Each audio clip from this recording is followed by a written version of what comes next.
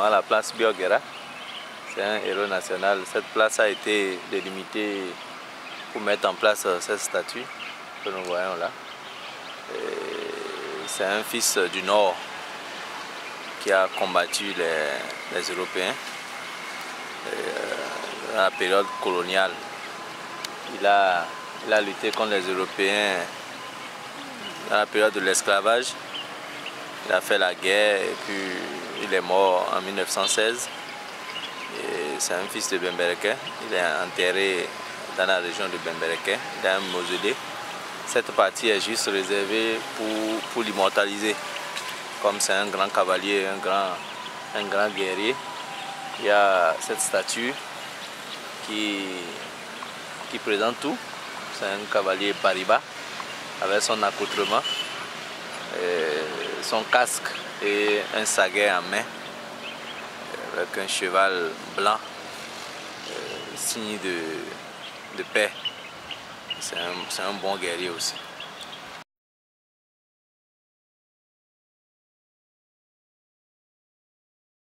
À Bembereke, je vais vous montrer un endroit où en pleine guerre, il y a les sabots de chevaux qui sont restés sur une grotte indélébile depuis 1915 qui est visible aujourd'hui. Pour les cheminots, la construction des routes, il y avait des blancs qui venaient prendre des frais, leur demander de construire la route, les faire travailler. Lui, il était contre ça. Il était contre ça.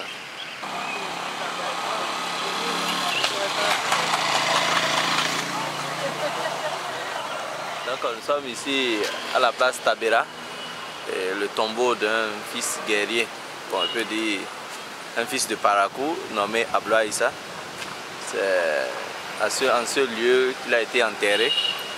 Il a lutté contre les attaques des mercenaires en 1977 au Bénin, à Cotonou plus précisément.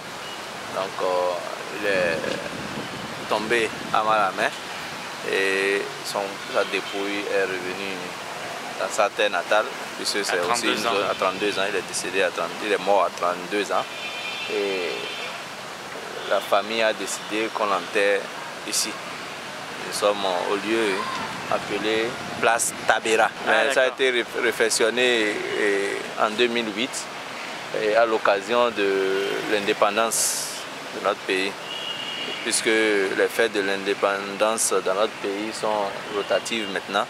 En 2008, elle a été organisée à Parakou sous le contrôle du président et en fonction des fonds qui ont été envoyés pour réhabiliter les infrastructures et puis les places touristiques.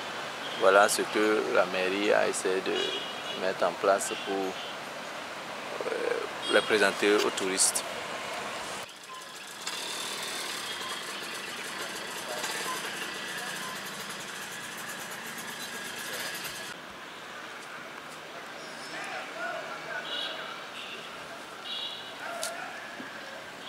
Il y a 4 blocs, le bloc muséal, le bloc qui était prévu pour les expositions temporaires, c'est ça qui est en construction là.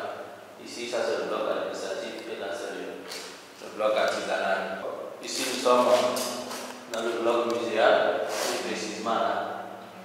Nous allons faire ce tour et visiter avec le sortie, notre voiture est dans la globale. L'endroit où nous sommes, ça c'est le vestibule. Et au centre, nous avons la case du chef de famille.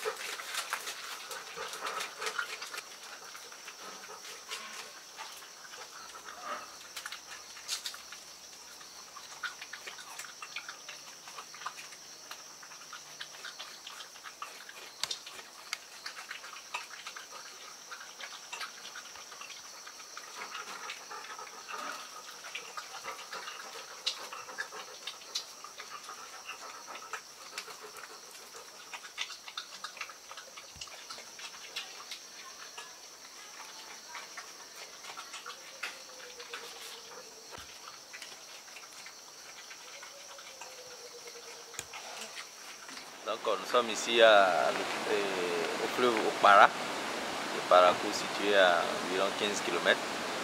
C'est un fleuve vraiment historique que les touristes viennent souvent visiter. C'est un fleuve aussi qui permet aux riverains de pouvoir faire leurs prières, c'est-à-dire venir faire des offrandes. C'est un lieu aussi de cérémonie, faire des sacrifices pour que l'année soit belle par exemple, pour que les récoltes soient bonnes.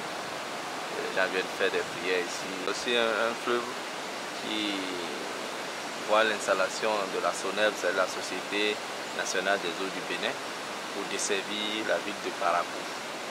En eau potable, pas plus loin, vous avez le matériel juste derrière moi, le matériel de pompage qui permet à la société de pouvoir mettre en place des canaux et desservir la ville de Parakou.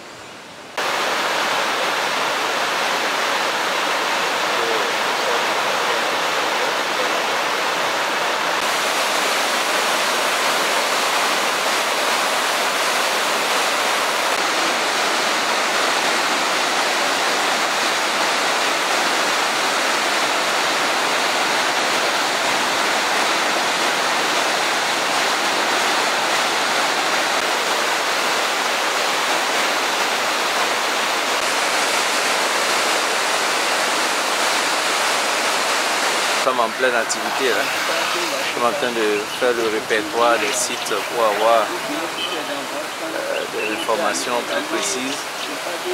Et là, lorsque les touristes viennent comme ça, là, on va essayer de...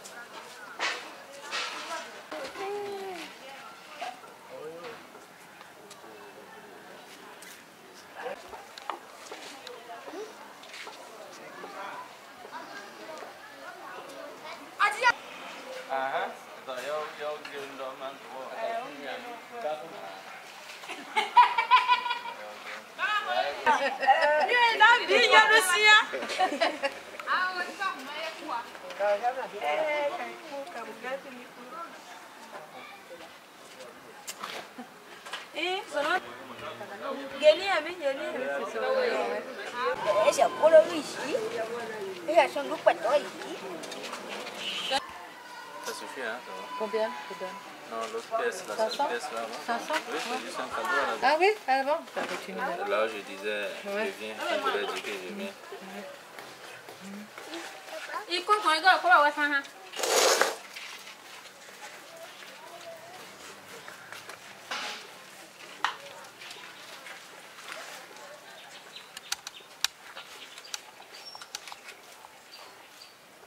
Sukati na ba yi mini debe ba dola ndo. Ameka sukati ni debe ba dola ndola. Wani ke kako sia.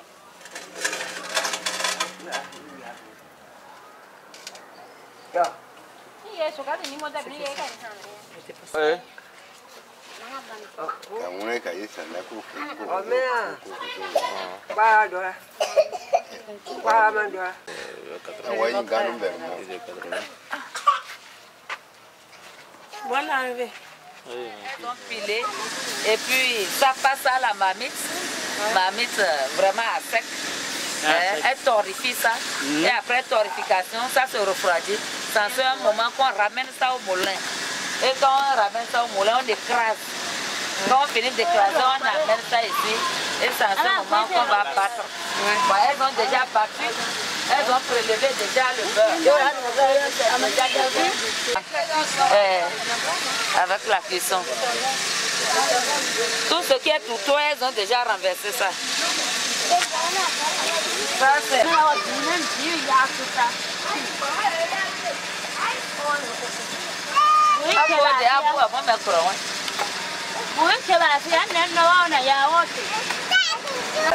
C'est ça, là. C'est ça, oui. Elle a même battu, mais j'ai dit de faire genre esquisse pour que les gens puissent quand même filmer.